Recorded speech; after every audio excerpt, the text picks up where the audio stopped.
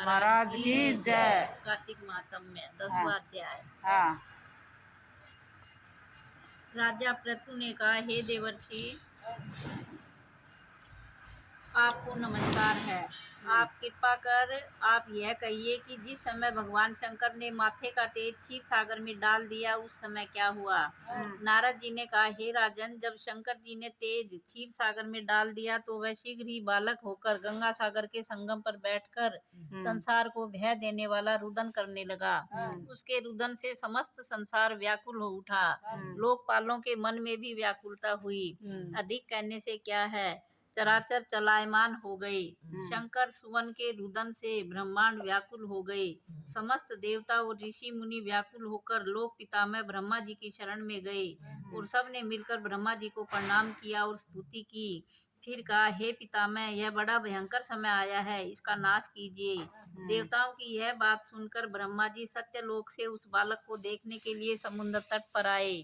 समुद्र से ब्रह्मा जी को आता देख उन्हें प्रणाम किया और बालक को उठाकर उनकी गोद में दे दिया। तब विस्मित होकर ब्रह्मा जी ने पूछा, हे सागर, तुम शीघ्र बताओ कि यह बालक किसका है। तब समुद्र ने कहा, हे प्रभु, यह तो मैं नहीं जानता, किंतु मुझे इतना अवश्य ज्ञात है कि यह गंगा सागर के संगम पर प्रकट हुआ है। अतः आप इस बालक का जाति कर्म आदि संस्कार कीजिए, इसका जातक फल बताइए। नारद जी कहते हैं कि इधर तो सागर ब्रह्मा जी से ऐसे कह रहा था, उधर सागर पुत्र भी ब्रह्मा जी के गले में हाथ डालकर बार बार उनको आकर्षित कर रहा था। अब तो उसने ब्रह्मा जी का गला जोर से पकड़ा कि वे पीड़ित हो नेत्रों से आंसू निकालने लगे। किसी प्रकार उन्होंने अपने दोनों हाथों से जोर लगाकर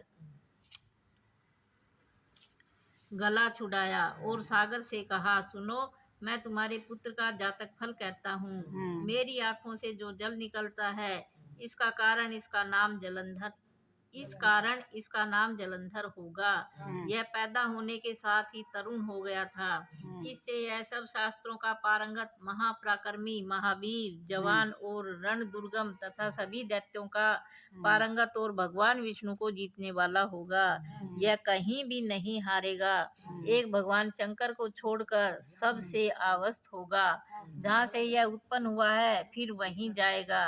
इसकी पत्नी बड़ी पतिव्रता, सौभाग्यशाली, सर्वांग सुंदरी, परम मनोहर, मृदु भाषिणी और शील की सागर होगी। नारद जी ने कहा, हे राजन, सागर से यह कहकर ब्रह्मा जी ने शुक्राचार्य को बुलाकर बालक का राज्याभिषेक कराया, फिर अंतर्धाम हो गए। अब तो उस बालक को देख सागर बहुत प्रसन्न हुआ और कितने ही उपाय से उसका पालन करके बड़ा किया। फिर काल नेम नामक असुर को बुला उसकी वृंदा नाम की पुत्री से उसका विवाह करा दिया। अब शुक्राचार्य के प्रभाव से वह दैत्यों पर राज्य करने लगा। बोलो कार्तिक महाराज की जय, विष्णु भगवान की जय।